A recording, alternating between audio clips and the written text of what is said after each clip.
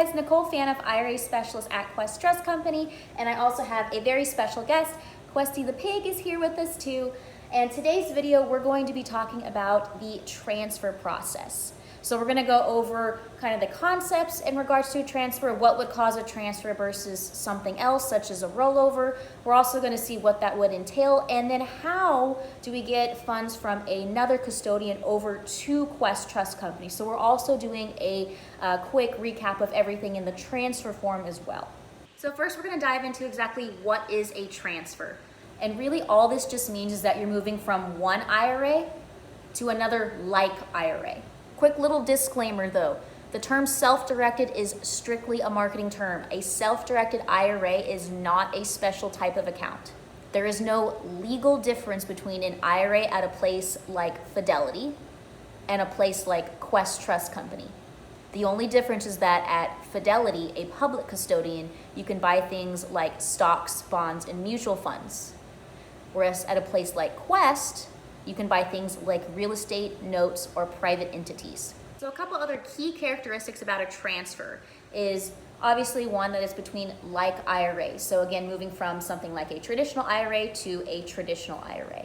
Another characteristic of a transfer is just that because it is between like accounts, it is not reported to the IRS. So you can do multiple different transfers between similar accounts as many times as you would like throughout the year without any kind of reporting done to the IRS.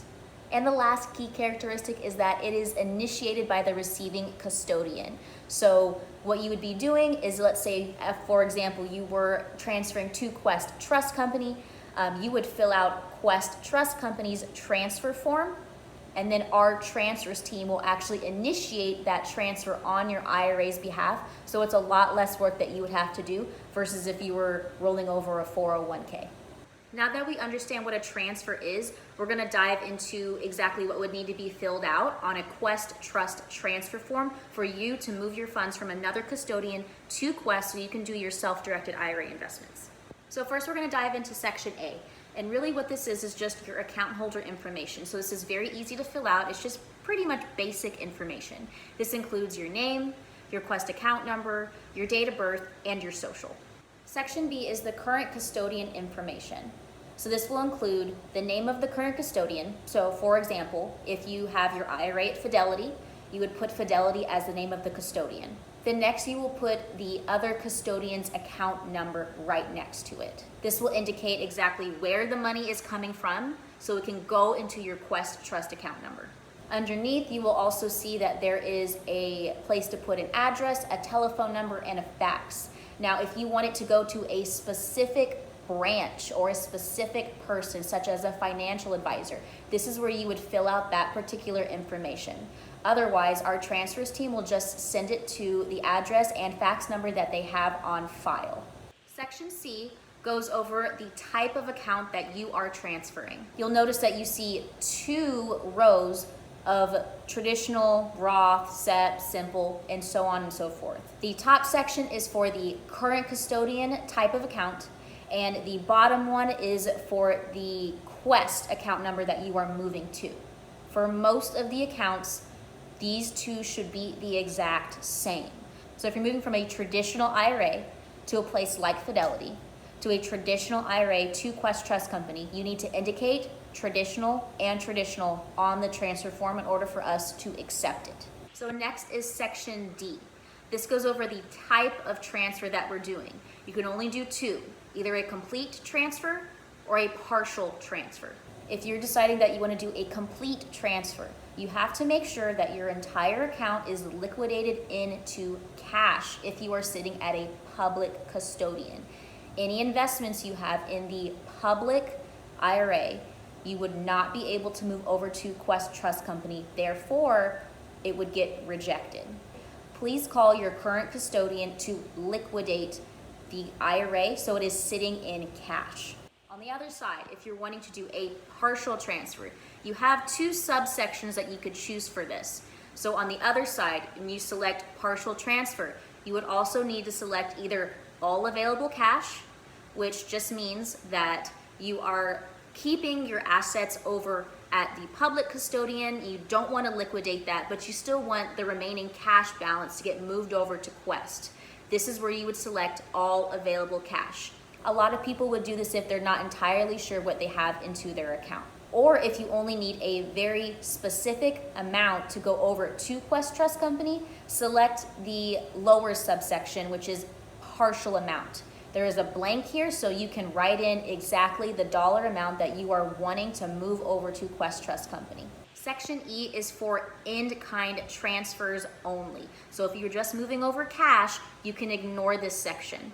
However, if you are moving over an asset, and again, you can only move over private assets such as real estate, notes, and other forms of private entities such as LLCs or trusts, you would indicate in Section E exactly what type of asset that you are moving over and a rough value of what that asset is. So now we're going to move on to Section F, and this is the processing instructions. So this is how you want Quest to send the other custodian your transfer form. There are 3 ways that you could do this. You could either priority mail it, overnight it, or you could just simply send a fax. Now we're going to go over Section G, which is the delivery instructions. This is just indicating how you want the other custodian to send funds to Quest Trust Company. So you have 3 options. You could do a wire, an ACH, or a check. Now a wire is the fastest. That would clear within 24 hours of receipt. Your other options would be an ACH or a check. Now, each custodian has different requirements, so there might even be some custodians that will not do an ACH or a wire and will only send a check. If this is the case, make sure that you are sending in your transfer form well in advance, than a couple of days before you need an investment funded. Because again, although our processing time is 24 to 48 hours, that does not mean that the other custodian's processing time is just as fast. Next, in Section H, this is the final step that you guys need to do. All you need to do is just sign it. Now, whenever you're signing a transfer form, we can only accept wet ink signatures. So yes, you will have to print off this form, sign it by hand, scan it back in, and send it to documents@questtrust.com. That way it goes to our transfers department. We will not accept an electronic signature because no other custodian will accept an electronic signature. They will only accept handwritten signatures. So that's pretty common throughout all custodians. And that's it. After that, Quest will send the transfer form to the current custodian within 24 to 48 hours of receipt of said transfer form, and then we just wait for the other custodian to send us the funds. During this time, it is recommended that you go ahead and start gathering the documents that you need for your investment, so that way as soon as the funds are here at Quest, we can fund immediately. Because again, our processing time is only 24 to 48 hours for any transaction or funding any kind of investment. Guys, if you like this video, give it a thumbs up. If you want to see more content like this, please comment below exactly what you want to learn more about. Please subscribe to us on YouTube as well as Facebook and LinkedIn. We are on all those platforms to keep up to date with any Quest education or any webinars or events that we have upcoming. Most of Quest events are completely free, so there's no reason you should not be gathering all this kinds of information that you could use to grow your investments, not only for now, but for your future and other generations to come. So again, like us on Facebook, subscribe to our YouTube channel, and give this video a thumbs up. Bye guys.